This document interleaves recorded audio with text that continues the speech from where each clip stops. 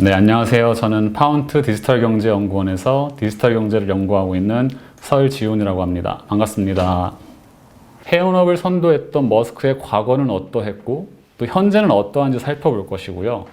그럼 소위 말해서 해운업에서 정말 잘 나가는 머스크가 왜 갑자기 디지털 플랫폼을 이야기하는지, 왜 디지털 경제로의 전환에 적응해야 한다고 말하고 있는지를 외부적인 위기, 즉 세계무역의 구조적인 둔화와 해운업의 위기를 통해서 살펴본 뒤 우리나라의 물류업, 그리고 해운업이 어떻게 하면 다시 부흥을 이끌 수 있을까 간단한 통찰력을 함께 알아보는 시간을 갖도록 하겠습니다.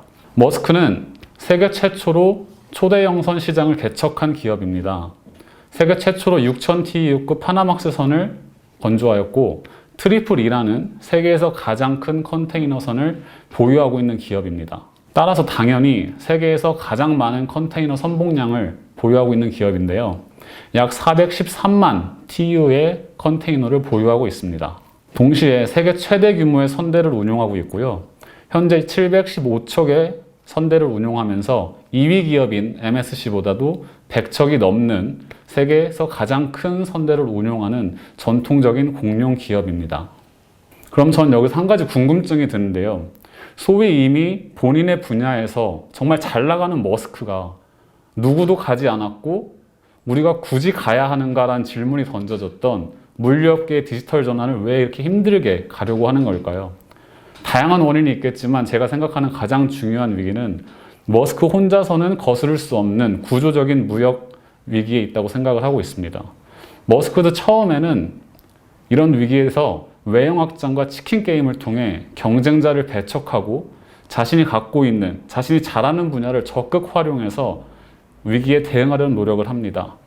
해당 그래프는 전 세계에서 생산된 재화, 서비스, 또 그것들의 가치를 합한 국내 총생산, 그 범위를 세계로 넓혔을 때 그 GDP 대비 상품이 거래되는 상품의 무역 거래액이 얼마를 차지하는지 비중을 나타내는데요. 그래프가 조금 복잡한데요. 좀 자세하게 설명을 드리겠습니다.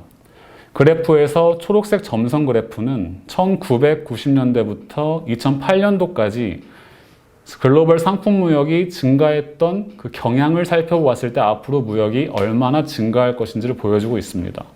그래서 그때 트렌드라면 적어도 무역은 이만큼은 증가했어야 된다. 초록색 점선이 보여주고 있고요.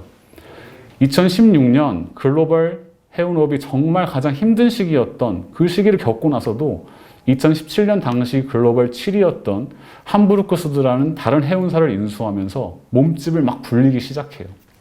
공룡들이 몸집을 계속 불려서 어려운 겨울을 이겨내는 것처럼 끊임없이 자신들의 몸집을 불려나가기 시작합니다. 그리고 그 전략은 조금은 유효한 것처럼 보였어요. 슬픈 이야기지만 국내에서는 한진해운이 파산하기도 했죠. 해당 화면을 보시면 이제 머스크의 공식 홈페이지의 첫 화면에 뜨는 창입니다. 저는 이 화면을 보면서 조금은 위화감을 느꼈던 것 같아요. 해상 운송을 하는 머스크 공식 홈페이지 첫 화면에 가장 큰 키워드가 디지털 솔루션입니다. 자신만만하게 우린 돈을 잃을 준비가 돼 있다고 말하는 머스크. 한진해운 같은 경쟁자들을 배척하고 그들의 무너짐을 이용해 한 단계 위로 올라가려던 머스크가 이러한 디지털 전환을 준비하는 이유는 비교적 단순합니다.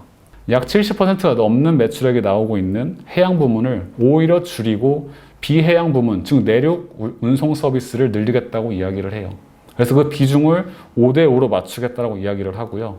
그럼 과연 어떻게 이러한 사업을 진행하고 있을까요? 한번 상상을 해보시겠어요? 머스크, 과거 20년이 넘는 기간 동안 해상 운송에서 리드를 하고 있던 머스크가 과연 디지털을 위한 준비를 한 10년 전부터 하고 있었을까요? 그렇지 않습니다. 불과 2, 3년 전만 해도 우리가 하던 거 하겠다라고 말하던 기업이에요. 컨테이너 안에 온도, 습도, 심지어 이산화탄소량까지 실시간으로 데이터를 수집하고요. 해당 데이터를 통해서 물류에 문제가 발생하면 바로 본사로 그 데이터를 전송하고 정비업체에 말을 해서 문제를 해결합니다. 동시에 규칙과 룰을 만들기 시작합니다. DCSA라는 Digital Container Shipping Association, 디지털 표준화를 이야기하는 협의체를 주도하고 있고요. 규칙을 만든다는 건 이 규칙을 따르지 않는 다른 행위자들이 이 시장에 진입하지 못하는 일종의 힘을 만드는 작업입니다. 그리고 그 작업을 머스크가 주도하고 있습니다. 디지털 포워딩 기업인 트위를 직접 운영하고 있고요. 스마트폰에 출발지, 경유지, 도착지를 입력하면 항공, 해상, 내륙 어떤 서비스가 가장 저렴할지, 어떻게 가장 빨리 내 물건을 다른 곳으로 운송시킬 수 있을지 바로바로 제공해주고요. 이탈리아의 핀테크 기업인 모디파이에 투자합니다. 서류를 전자화하는 서비스를 제공해주는 인코독스에 투자했고요. 이스라엘의 해운 디지털 전환 컨설팅 업체 더독과 협약했습니다. 이제 그 해상 보험마저 디지털로 만드는 인슈어웨이브를 개시하기 시작해요. 이쯤이면 저와 함께 시간을 하고 계신 분들께서 굉장히 위화감이 드셨을 것 같아요. 그럼 우리는 무엇을 준비해야 할까요?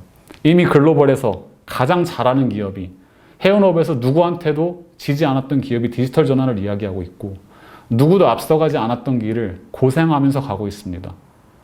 저희라고 피할 수 있을까요? 물류 4.0, 통합물류 플랫폼, 절대 피할 수 없는 흐름일 겁니다. 이를 거부한다면 경쟁에서 이기기 힘들어질 겁니다.